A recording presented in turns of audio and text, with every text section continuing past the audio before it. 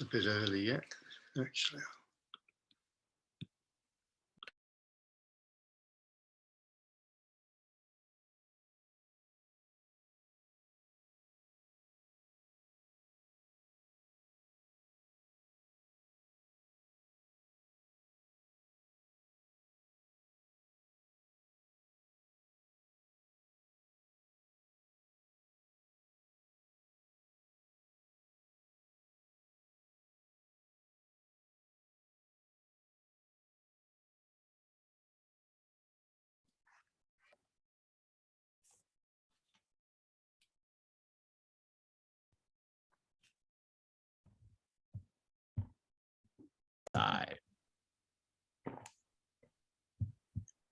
Hi everyone. Hi. Welcome.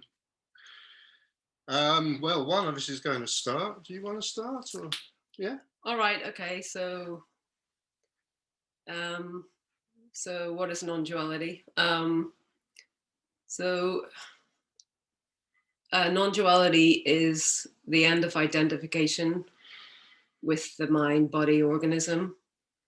So what is this? It's basically we identify the center of our identity as a thought stream, which and also the physical body, in which we feel that we are enclosed within the skin. And when oneness is seen, the identity dissolves, and instead of being absorbed by the mind, there's an absorption into what is. So in what is complete and utter rest, which is fulfillment. So the mind itself will be experienced differently. Thoughts will be seen to just be arising from nowhere for no one, and the body may be felt as light or as just not there at all, and the sense of location will completely go. So there's just what is. There's no boundary line anymore between what was perceived as a person and all of life. So life is the perception of life itself is enhanced by this. Very often the sacred is seen. So it's very nice in this period, the honeymoon period after awakening, just to be in nature, to be outside. Particularly, I think it's felt most intensely there.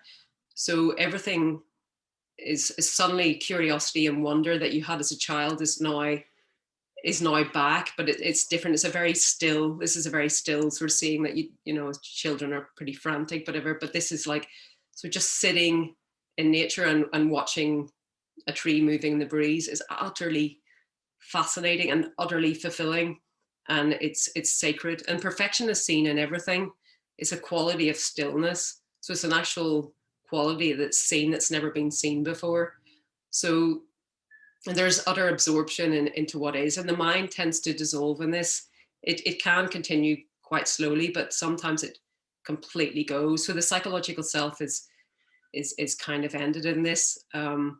It may come back to a certain extent. It depends if there's trauma there. It may do, but generally it's just the end of change, the end of the end of searching and seeking and needing to add. So life in itself has got everything, more than anything that's ever been experienced before. This is the love creates an intimacy with what is, and there's no division between you and the other. So it's felt intensely also in your relationships. And then for a time, it could be a few months, could be a few years.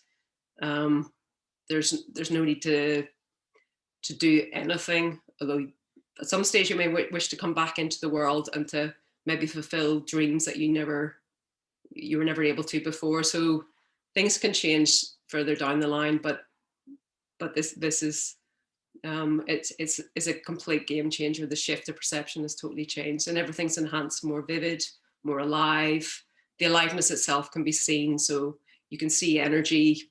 Some people can see the real energy in nature. Particularly, you can see the life force and everything. So it's like seeing everything for the first time. So everything is it's like heaven on earth. It's life revivified. Yeah, so it's an incredibly wonderful thing to happen. Okay, so would you like to add something? Would I like to add something? Let me think. I'm going to pick up just one phrase you used there about it being a, I think you said about it being a game changer. And one thing I'm going to say is that, I mean, some of you may know I had a long history of spiritual seeking, as many of us do. And that seemed kind of very fulfilling, although at times painful. But the point was there was always somebody doing the seeking and feeling that by doing the seeking, they as a person, or rather I as a person, could get somewhere. So something about this game changer, I'm going to use the word realization. The problem with that is that it sounds like it's a kind of, a mental thing, something which is realized by the mind, but it's not. It's something much, much deeper than that. But for me, one of the key realizations, I might say the key realization when non-duality bites, is that person who felt that they could progressively get somewhere which was more spiritual. I'll just leave that description at that, which was more spiritual than where they were. That whole sense of that person, it simply collapses. So it's a game changer in that sense, that it suddenly realized that actually nothing that I thought that I was doing, which could get me somewhere along a spiritual path, actually had any relevance, because there was never anybody in there who had been doing it. So it's like kind of that complete collapse of the sense that there is somebody here who has a life to live, who is living that life, who is making decisions and choices about that life, and that these decisions and choices have effects and are important. All of that just simply collapses. And kind of like, well, what happens after that? Well, anything can happen after that.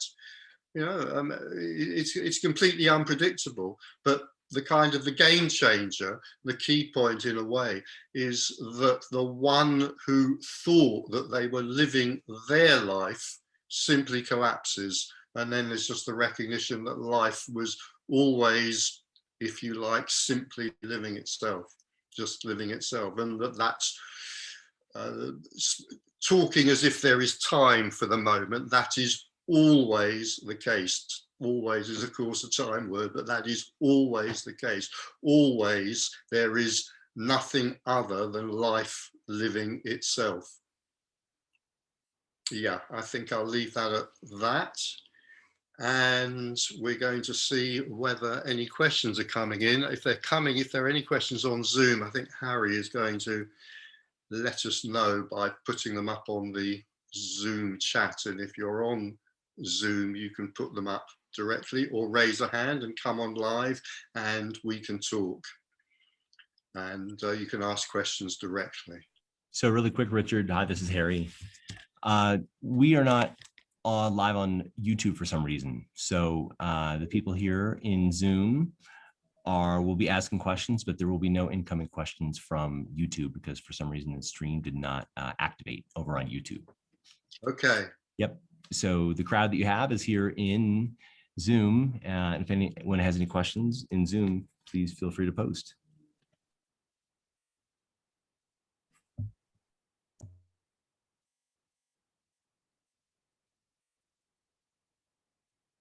We should say also, should we introduce the hat of questions? Yeah, we can do that. We should say also, by the way, that we have here, we haven't introduced this before, we have here the hat of questions. And these are questions, they are genuine questions. They're questions that have sort of been sent in at various times in the past. And we have them in a hat in order to select them at random, as it were, and just see what serendipity throws up. So we'll wait and see if there are any live questions coming in. But if there aren't, we'll probably go to the hat of questions and just see what that throws up. And maybe it'll have some relevance to, well, hopefully it will definitely have some relevance. So we'll just wait a little bit longer. and see what happens without the YouTube. I can see some old friends there. Oh, there's a hand up there. If Harry could bring you in.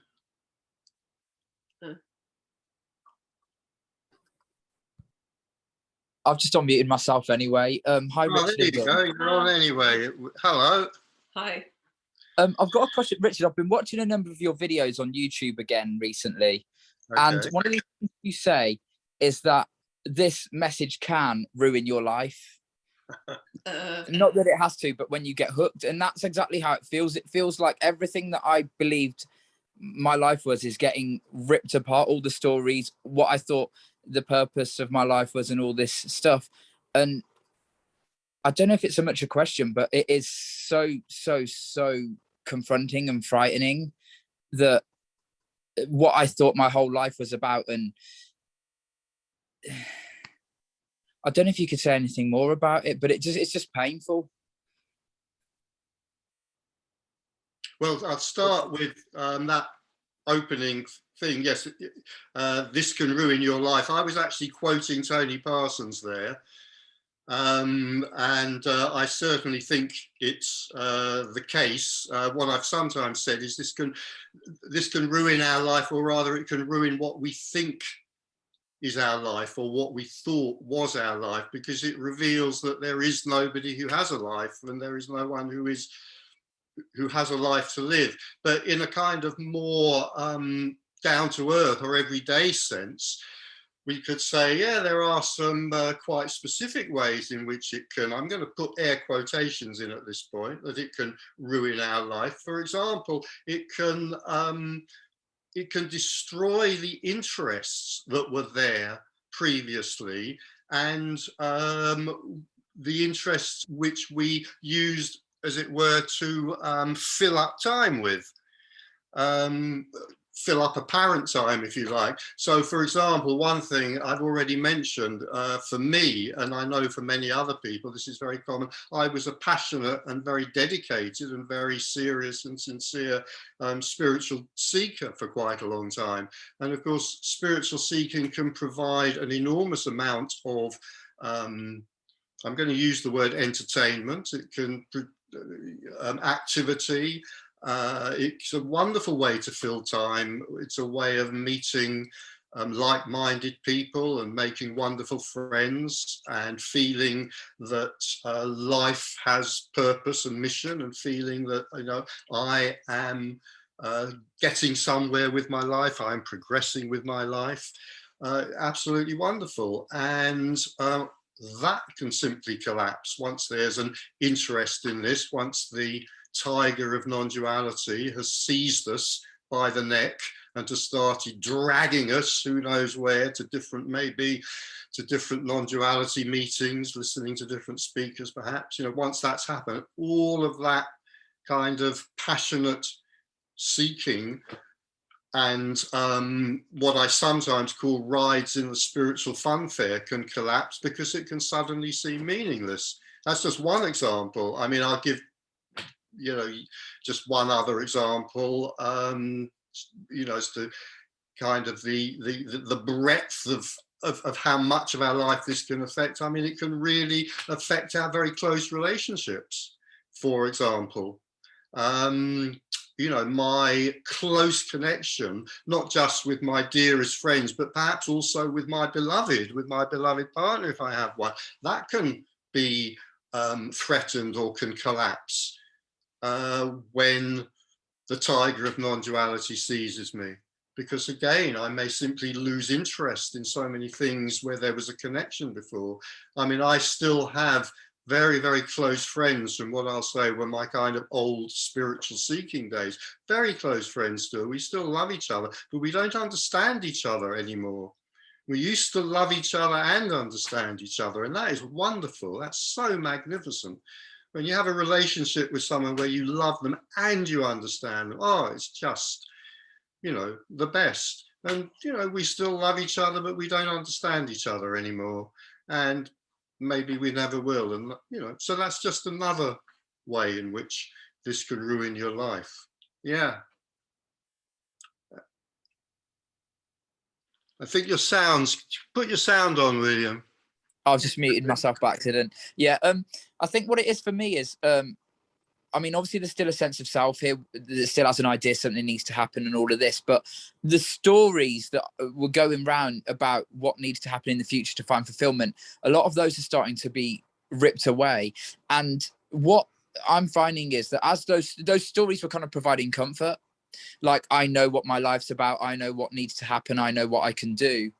And as those stories are starting to be ripped away, as it's becoming more and more obvious that there isn't that future, there's just underneath all of that is a sense of absolute desperation. And also another thing that you've said in a number of videos that I like is that despair typically is viewed as a negative thing, but it can kind of provide relaxation. And that the only upside I can say is that it does start to be more relaxing as the stories get pulled away. But at the same time, the despair and the desperation is so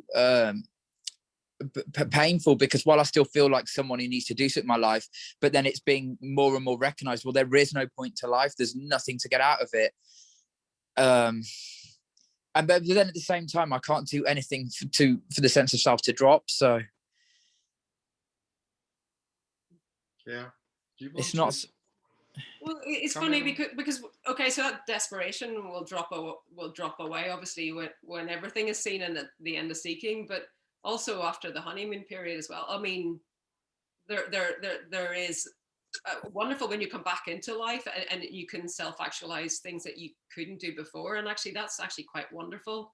So life can really open up again, like after this period of cessation where you're just in peace, but you from that you can move forward in ways that you've never done before. So for me, it's not that life is no meaning. I mean, you can find relative meaning as well and relative fulfillment within that. So it's not just that everything's gone. It's actually really beautiful. You can bring all that stuff that you dropped, you can bring it all back when if you want to at some stage, and it's really exciting, I think. So anyway. Okay. Can I just reference also back to something that Dawn was saying in your introduction, just about, and I mean, I can't remember the actual phrases, but just the sort of the simplicity, I'll leave it at that. I'll say the enjoyment of simplicity. For me, I would put it as maybe just the simplicity of sitting on a bench in the park. I mean, that was never simply seen or simply enjoyed when this was still seeking, when this was a spiritual seeker. So there is a loss, and then there's also this kind of, I'll call it a new way of being, this new way of being, which has it has a magnificent simplicity to it. Yeah, there's a bit of a key there, because I'm just thinking when this was a person who was spiritually seeking, this person was very, very impressed with complexity and complex spiritual stories, and gurus who had magnificent mantras and meditation techniques and other techniques and things like that. And kind of now there is this I'll use the word fascination with the simple. Yeah. Okay, thanks very much, Richard. It's not just loss. It's not just pure loss, not by any means. I think the thing is, while there's still the sense of self present, it feels like it is just a pure loss. I guess the apparent, when you're talking about seeing the simplicity and the enjoyment of that, I suppose that the me can't seem to see the fascination with the simplicity. It's always looking for something bigger or something more. Yeah. And the absorption itself, like when you wake up, it does have a feeling to it. It's a good feeling. So it's not just the loss of everything. It's a wonderful sort of oceanic feeling of like womb-like, it's not empty in that sense. It's very, very full. Okay. Thanks very much. Okay. There's another hand up there. Is it Tej? Your audio's off. Oh yeah, sorry about that. Okay, hi. Hi. Hi. So I followed you, Richard, on YouTube a lot earlier, and even got your book. I Hope You Die Soon. I had a question. Is this event, when it happens, is it sudden or gradual, or is there some way of knowing that it's happening? Is there someone there that is recognizing it, or is it just happening without your knowledge? The first part of the question, I would say there are absolutely no rules. This can happen. There can be a sudden seeing, there can be a gradual seeing, there can be a seeing so gradual that it's hardly noticed. Absolutely no rules whatsoever. The second part of the question, if I remember it, there's a kind of simple answer to it, but it's very difficult to put into words because kind of by definition, there is no one there to notice, and yet there is a noticing of it. So the simplest way to answer the question would just be to say, yes, there is, it is noticed, it is seen. I mean, I suppose that's why you see so often written that phrase, and you hear speakers saying it, talking about seeing this. It's not a wonderful word. It's not literally kind of seeing it like that. But there isn't a good word for it. But you see, I'm faltering over every word I want to use, because then I want to replace the word seeing with experiencing. It is experienced, but it isn't experience. It's not an experience. But every time I say that, every time I try to correct the language there, it kind of takes us back to your other suggestion that, oh, well, okay, maybe this happens and there's no recognition of it. So let's settle on that word. Let's settle on the word recognition. It's not a good word, but it'll do. So when this is seen, there is a recognition of it. And when also, there is a recognition of it. I have come across, I've talked to people where I feel maybe, and I've heard other people speak about this as well, that maybe this can happen in sleep. And if it happens in sleep, maybe the recognition is simply that something has changed and the impossibility of describing what it is that has changed. But broadly, I'd say when this is seen, there is a recognition of that. You want to? Well, it can be difficult to recognize if you've never heard anything about non-duality. And for me, it happened in two phases: the seeing of emptiness and then the seeing of love. And the seeing of emptiness, I mean, I knew nothing about non-duality, so I thought something bad had happened. I'd had some kind of breakdown because there was awareness of no one there, but life was much more simple, much more balanced. There was more harmony there. And there wasn't this attachment. The love of drama and everything had kind of dropped away. So that in a way there was equilibrium, but I didn't know what that was. And actually I just didn't mention it. I didn't know what, and that's quite common as well. So if you don't know what it is, apart from the whole the seeing of love, because something good has happened and you will sense that. But yeah, so. Yeah, it's interesting you describe it that way, because a few days back, when I got up from sleep, there was a very strange kind of perception experience. I don't know what to call it, as if, I don't know, I can't even find the words for it. The closest I can come to it is it was not understood at all what it was. It was something like a void or emptiness or something, like at the point of just getting up from sleep. And there was also the part of me that identifies as me. There was some kind of, I would say, a slight fear, maybe. So I couldn't, really understand what was going on. That's one thing I can say for sure. I did not understand what it was, and How long did it last for? Say it again. How long did that go on for? I mean, it was like not very long at all. It was like at the point when I got up and I could just sense it. It was like, it's not like a thought. It was like something there which I could not comprehend. It was like totally weird. And the closest I can come to, like I said, was like total like emptiness or something. And then there was a fear after that. And so it lasted maybe, I don't know, it's difficult to say the time, but maybe a few minutes or something. Right. Okay. Was that So, just by the way? Was that uncomfortable or anything, or was that okay? Or well, in a way, it was uncomfortable to the part of me that I could sense that it was a little uncomfortable because did not understand it at all. right? Yeah, that makes sense. So I didn't know what it was. So then it went away and life was back to normal. So I mean, I see a change in some of the things, but I'm not able to place, like, that's why my question, like, is it gradual? Is it sudden? Like, how do you know anything is happening, or you don't know?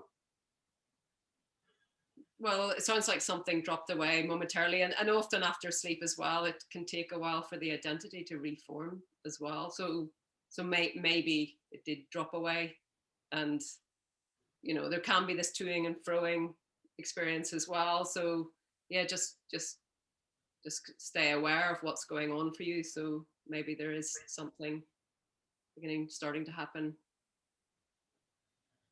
Sorry. Go on. No, I sometimes, I and other speakers and writers on this sometimes talk about, seeing nothing and seeing everything. And what you described sounds very much like that seeing of nothing. I mean, incontrovertibly, it sounds like that seeing of nothing. And it can be a huge surprise. And I mean, if there was a sound that I could have made when nothing was seen, or if there was a sentence that I had shouted out loud, it would have been, "What the hell was that?" I mean, that's all exactly. What, no Right. understanding and barely a recognition, and certainly no understanding of what had happened, and yet something went in like whoosh, and like, what the hell was that? And I'm being quite polite because that wasn't the exact phrase that probably went through my mind. But the strange thing was that kind of like after that, so there's just this shock and total puzzlement, lack of understanding. But then after that, there was like a sort of huge shift in energy and in mental understanding. So all sorts of, although this was by no means what I would call like the full seeing of non-duality, there was a huge shift in kind of mental understanding. And maybe because I'd been a spiritual seeker and I'd come across many sayings by mystics and Zen masters and so forth, which were utterly puzzling to the mind, which I could not even begin to understand. Suddenly all these mental things began to fit into place. Like, oh, that's what that meant. That's what that meant. That's what that meant. I mean, in a way, none of which had which had any importance. But in another way, it's like, God, that was interesting. That was interesting. I've been struggling with this stuff for 30 years. And then suddenly something happens, bang, like that, and it's gone so fast. I've hardly even, there's hardly even a noticing of it. And yet the aftermath of that is, well, that's what that means. That's what that means. So many of the mysteries that the mystics seem to have been talking about suddenly weren't mysterious anymore. Well, I didn't have that, Richard, but when you said that, what the hell was that? That's exactly what I felt like. Yeah. What the hell was that? That was nothing announcing its arrival. Wow. And there was a sense of, trepidation, fear afterwards. Yeah. Yeah. I think that's common as well. Yeah, fear can. Yeah. I had fear just before the opening into love. I had a momentary kind of fear, and I didn't like it. The disappearance of the self was kind of horrible, and then it wasn't. It was very beautiful, but just for a moment. Yeah, it can happen any which way. So maybe with you it'll be, you know, a sort of coming and going thing. Who knows? Let's see what happens. But basically, we are saying we never know what's going to happen, what is actually happening, or what is going to happen, right? Yeah, absolutely. Yeah. Well, thank you. Thank you. I've just got a message I've got to respond to, because we're not on, for some reason, we're not live on YouTube. I don't know what's happened. I'm just getting a message from Nothing Media that this meeting is going to be 60 minutes and not an hour and a half. So I can see there's another hand up already. Okay. And I've been asked to confirm the message, and this is the only way I can do it because I'm a little bit inept when it comes to technology. So I'm not managing to send a message. So anyway, yeah, that's fine, Will. So we're going to be ending at 6 o'clock tonight. So we have a hand up from Anita. So if you could unmute yourself, Anita. Hi. Hello. Hi. Thank you for this meeting.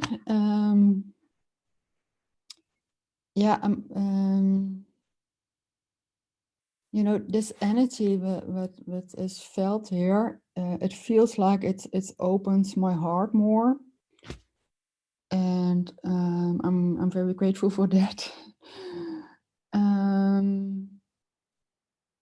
But you know, so some non-duality speakers are saying that it has nothing to do with your heart, but I don't know. It feels like it has to do with the heart. Can you say something about that?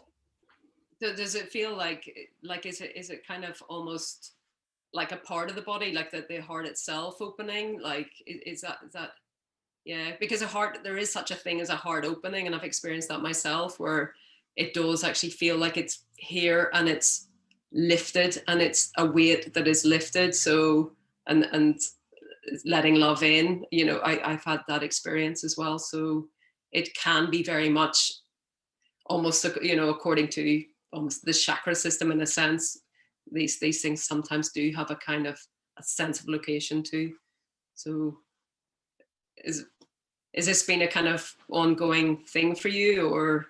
I had this also around 2 o'clock, and then I thought I have to lay down, and also in the morning I'm laying like that. So yeah, to open up. Yeah.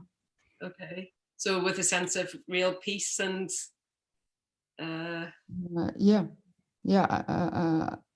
A little bit surrendering. Right. Okay. Wow. Great. So have you any questions around that at all, or are you wondering what it is, or? Do you recognize that? Yeah, definitely. Was it just a feeling of love as well, and just rest as the mind kind of stops in that? Yeah, it's a feeling of love. It's quiet. I don't know how to do anything. I love that. Yeah. Right. Yeah, it's just there, and I love it. Yeah, it's love. It's pure love. Okay. And it seems that like right now, is it kind of gone, or is it? No, it's still there. Okay, great. That sounds good. Yeah, thank you. Many of the speakers and writers about this talk about unconditional love. I do. It's just a kind of way of speaking in a way, but you know, for me, the seeing of unconditional love is the kind of the final piece of the puzzle falling into place. I'll put it like that and leave it at that for now. And to talk about that in terms of the heart or the heart opening or whatever seems entirely natural to me, or to experience that in terms of heart opening seems again entirely natural to me. Yeah. Thank you. Sometimes, again, I and other writers and speakers talk about, emptiness and fullness. And again, that word fullness, it's just another word for love, really. Yeah. Yeah. Yeah. There's another, Eugene has his hand up. Eugene, can you, there you go. Hi. Hello, hi, Eugene. Hi. We've got a time crunch today, so I thought Yep. Very sad, but never mind. I'd put my questions in before the time's up. So Richard, I think talking about the experience that you have, I see that you and other speakers of non-duality, there's a dropping away and there's a stopping a pursuit, or if something doesn't interest you, you stop the chasing is over, it seems to me. Can you confirm that, or? Yes, the seeking ends. Right. So for someone like me and for many others who actually are, I was referring to this before, who actually are sort of serious-minded spiritual seekers and take delight in sitting with gurus and going to ashrams, maybe in the Himalayas, and perhaps getting diarrhea and eating brown rice or whatever it might be, all of that good stuff. Yeah, certainly here, presumably not necessarily in all cases because characters are different, but certainly for here, there was just a complete cessation of that. There was no possibility of that continuing. It was just seen as something which had been entertaining, had been fun, had seemed meaningful. I could say, I'm sort of grateful for having had all of those experiences. What a fun way to pass some of my life. What an interesting way as well. But yeah, there was no possibility of that continuing. Okay. Does that bleed over into other areas of your life too? If it's easier for you to say no to things that you don't enjoy pursuing anymore, if someone were to ask you to do something unpleasant, you would just realize that the chase is not worth it and say, I'm not interested in that. And do you want to answer that? I would say no. If you've got a problem like codependency issues, or which is a problem basically with saying no, and a problem with asserting your own needs and stuff, that could easily continue. So that there's other stuff that can, and also you may be seeking validation for your awakening.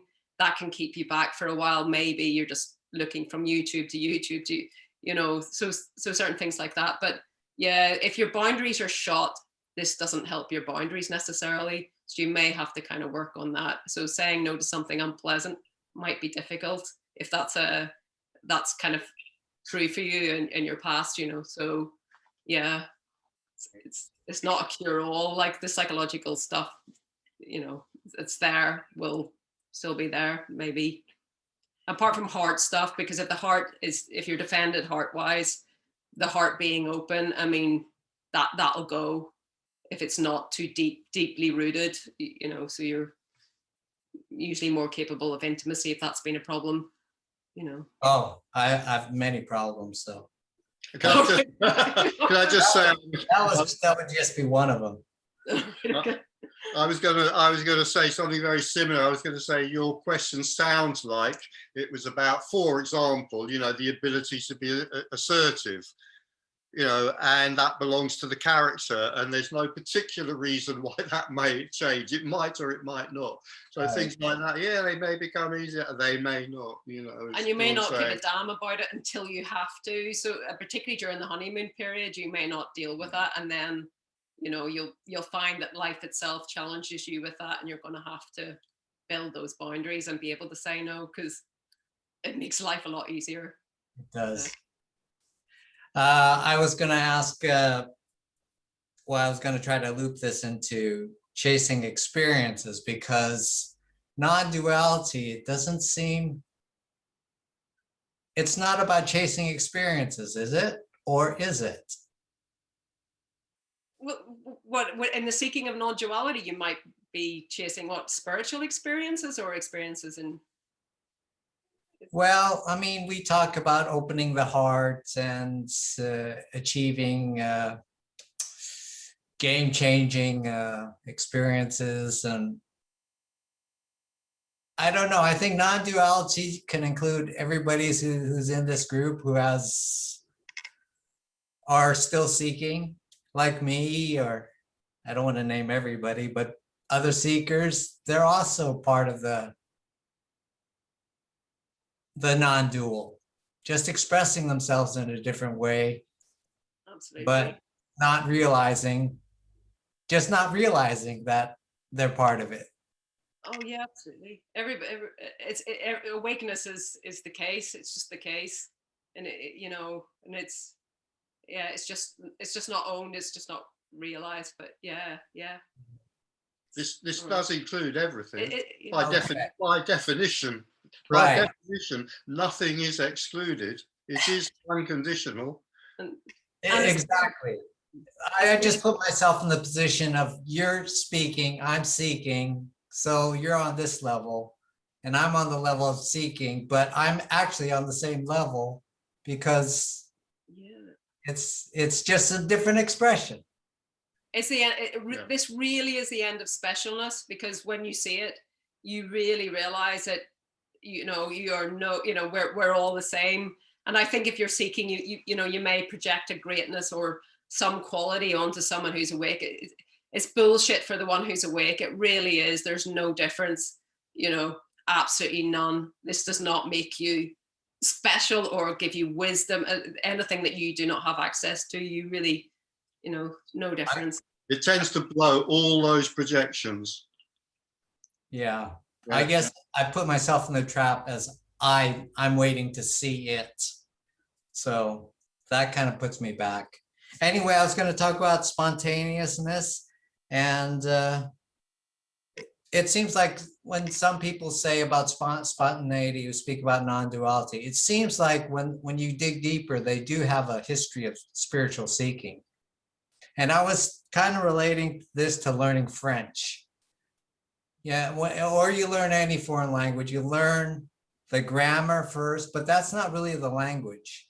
And you keep doing it and doing it and doing it, and just one day you just speak French, and it's just an expression of, is the realization like that? You're seeking and seeking, and then one day you're just speaking it, you're just being it. Or am I totally off track? I would say it's really difficult for the mind to get this, and it's very difficult for the words to justify this to the mind. But I would say that, when this is seen, it's like all the seeking seems irrelevant. I can't sustain that in an argument with the mind. I've said many, many times, if you want to have an argument between the mind and non-duality, the mind will always win, because the mind's got logic on its side. So all that can happen here is a kind of description that when this is seen, it's seen that nothing that this thought it was ever doing could have any relevance to this. But in a way, it also doesn't matter, because in the story of time, this character has an apparent history, and in that apparent history, certain things happened. In this particular case, it was sitting at Guru's feet. In a different character's case, it might have been eating fish and chips and drinking beer. Actually, in this character's case, it was that as well. So it was sitting at the Guru's feet, drinking beer and eating fish and chips. The mind might be able to come up with some assessment as to which of those contributed most to the seeing of non-duality. Maybe it was the eating fish and chips. Do you see kind of where you see the mind is always going to be looking for a story. Of course, it's not going to come up with that one. It's going to say, oh no, it wasn't that. It was the sitting at the feet of the gurus and the chanting and the meditating on holy mantras. Well, that's just what the mind, you know, the mind's a kind of sweet, silly old thing, and it's always going to come up with that sort of thing. But when this is seen, it's part of the shock. It is really part of the shock. That realization that nothing that this ever thought it was doing could actually lead to the mysterious it. In spite of there being a correlation between suffering and waking up as well, because that it is beginning to be studied. So there are many stories of, you know, depression, and in my own case, there was a kind of burning away, a letting go, like that was kind of enforced, nowhere to go, like really just hitting a wall, and a let go that became a, you know, obviously it's a surrender that happens, an impersonal surrender, but to that point being stripped bare, absolutely stripped bare. So that's a very common story as well. So. Okay. But if you're really looking for a real commonality, you see, a spiritual path will give you a commonality. It'll say, well, you know, you devote yourself sufficiently to this particular guru until you get the highest level mantra, and then that'll be it. But if you're looking for a kind of a real commonality here, you will not find it. You'll find patterns. You'll find, for example, you know, you mentioned, you know, suffering. You'll find correlations with despair and so forth, but you'll never find a real commonality. You know, this is not a path. It's not even a path of suffering. There's no recommendation. You know, I mean, I can't sit here and make a recommendation whether it's to suffer or whether it's to chant a mantra. I wish I could. You know, I could sell you a mantra that you could chant, but I'm not going to. I would have bought it. Oh, well, in that case, Eugene, I've just changed my mind. I will sell you a mantra that you can chant. Email me afterwards and I will tell you the price list. They can become astonishingly expensive for the most effective ones. That sounds better. No, I understand. There is no subject, there is no object, and there is no path to the object that's desired. Okay. Okay, Thank Eugene. you. And we've got a little bit of time left, and Joey has got his hand up. Joey. Hi, Joey. Guys. Hi. Good to see you. Good to see Good to see you. Yeah, so it's been very interesting here. I would say so. I think I am probably somewhat, not I am, but what, you know, where you were in that in-between stage when Tony said to you, I hope you die soon, between the first seeing at the Charing Cross station that you had and before maybe the final event or non-event or whatever it is that had happened. But it's been, this body carries a lot of energy. I mean, I was massively sick for over 2 weeks, but it felt like I was being fried from the inside out. It was just like, even my spine was cracking, pop up, and it was like, I even, like, the energy was felt in the head. It was going like that. And since then, what's interesting is that it's even still felt some sort of contraction here in the center that's with pain, sometimes heartburn comes up, that is here. And but what's interesting is there's a sense of delayed awareness. Do you know what I mean by that? No. It's like the way, it's like for example, when you're driving and there's, for the person when they're driving and there's almost an accident and then they have to swerve out of the way and step on the brakes or something like that, and they're like, then the awareness doesn't have time to kick in to act fast, so the body just intuitively acts. And that's how it is like this all the time. There's a sense of awareness, there's a faint sense of consciousness awareness that is still left here. Right. So I don't really have any questions. It's like it is, you know, it's all this energetic stuff is pretty wild. Wow. You got a lot of other phenomenon going on as well then? A lot of what? Other phenomenon going on? Is it just purely energetic then? Or? It's purely energetic. Like there's no seeing of lights or none of that. It's also even seen that no one gets liberation, because this thing is just does its own thing. It's just living life as it is. Like this is not, but there's still this, there's somewhere a faint awareness of it, like a subtle little candlelight in the background somewhere that is like, you know, it has a lot of holes in it. Is it hard going? Is it a tough time then? Actually, since it's been seen in the fact that I will not get this, and it's not what I want, actually made it somewhat easier. Sometimes the body stuff can be a little bit scary, you know, but that's calmed down. I think there's an energy of unpredictability around me. My girlfriend, she's really thrown, you know, like she says, I'm scared. And she's not scared because you know, I might do something to her, but there's just, you know, she takes up this utter unpredictability. Like UG Krishnamurti, you're making me think of him, because he went through some really weird shit. I was gonna say it's very UG like kind of stuff that is going on. Yeah. Well, good luck. You know. I know. Good luck with that, right? Yeah. Cool. Great though. Yeah.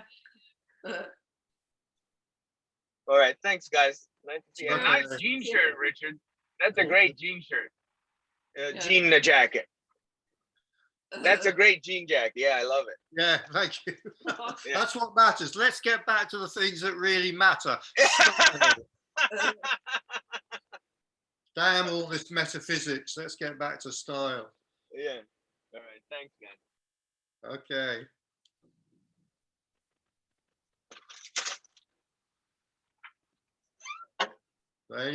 Any more questions out there? We have a few minutes left.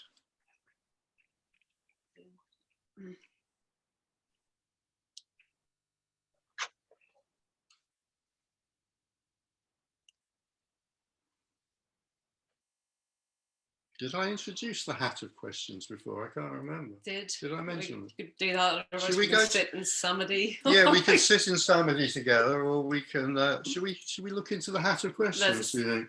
Why not? So I think I explained the hat of questions. These are genuine questions, but they've been sent in previously, and they're kind of at random in a hat. And the idea is I'll just pick one out at random, and we'll see what we get. Yeah. Okay, I'm going to go for it. This is your last chance to put a hand up, but if nothing happens, then here is. It's a very long question. Oh my God! Oh, do you want to? No. We'll go with the flow. This is what came out, so we'll go with the flow. So I shall read this out. In my daily life, I feel that there is a me inside my body, and therefore I seem to have some control over things.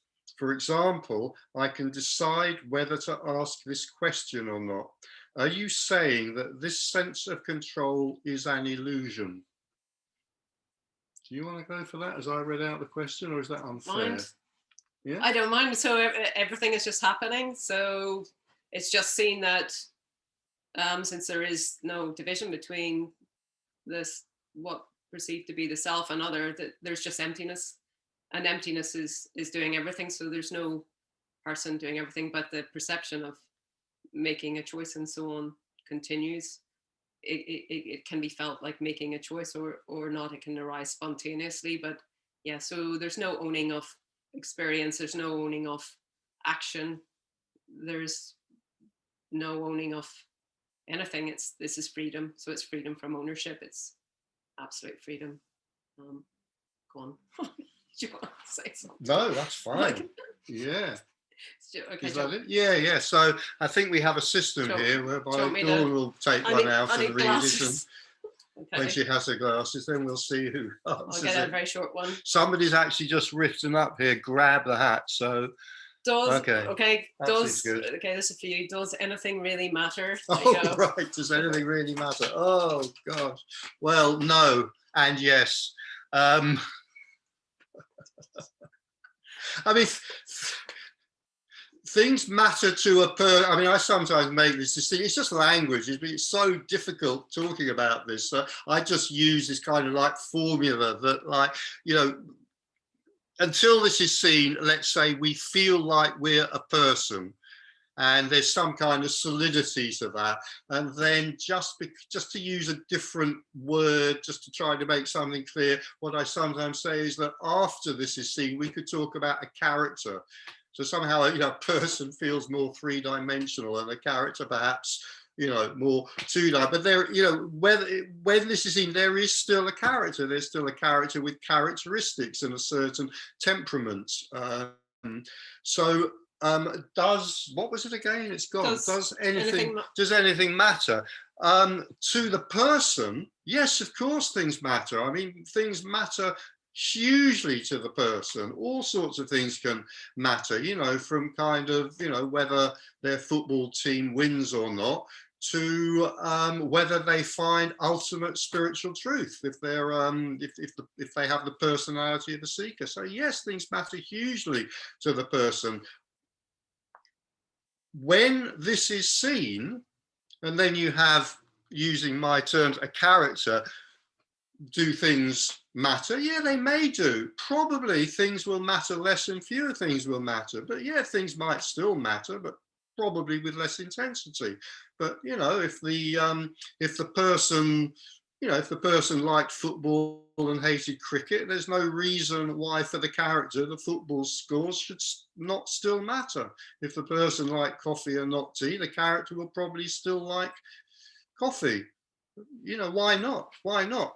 Does anything matter ultimately? Okay, so now, you know, I'm now talking about this as it's a metaphysical question. It's no longer about whether I like, you know, coffee or tea or marmalade or marmite or whatever it might be. On a metaphysical level, does anything matter? No, of course not. Kind of like, well, no, how could anything matter on a metaphysical level? Because then we're dealing with ideas, we're dealing with concepts, philosophies, things like that. Ideas, philosophies, concepts, which can sometimes be extremely dangerous, because when I think that something matters on a metaphysical level, I can get extremely passionate about it, and I might start killing other people who don't agree with me that that thing matters. So it depends how we hear that question, how we take it. But there's no particular reason why on the kind of like the everyday level that something that matters to the person may not go on mattering to the character. It's probable that, however, that some things that seemed important will no longer seem important, and that some things that were held very passionately to matter may be held much more lightly once this has been seen. But on a metaphysical level, if we're talking about philosophy and God and all of that, well, no. But don't turn it into some sort of truth, because sometimes it's quite good that things matter, or you can dismiss things that actually do matter afterwards, because you sort of think, oh, well, I'm awake, I shouldn't care about these things. You can actually get, there could be a lot of conditioning around this as well. So some things do matter or come to matter, and that can be really good and freeing on another level too. So. And anything that's turned into a should or an ought is probably quite best discarded anyway. And that's another thing that does tend to happen, that when, you know, when this is seen, you know, shoulds and oughts and musts and things like that, they tend to either disappear or radically reduce, because ultimately they're all kind of concepts, they're all ideas in the mind that doesn't exist. Yeah. Well, yeah, things matter if they matter. Yeah. they do. That's it. So yeah. Okay. Well, because of the news we had earlier about YouTube, it looks like we've come to the end of this then. We had a request from Nothing Media to make this 60 minutes, and it's 60 minutes.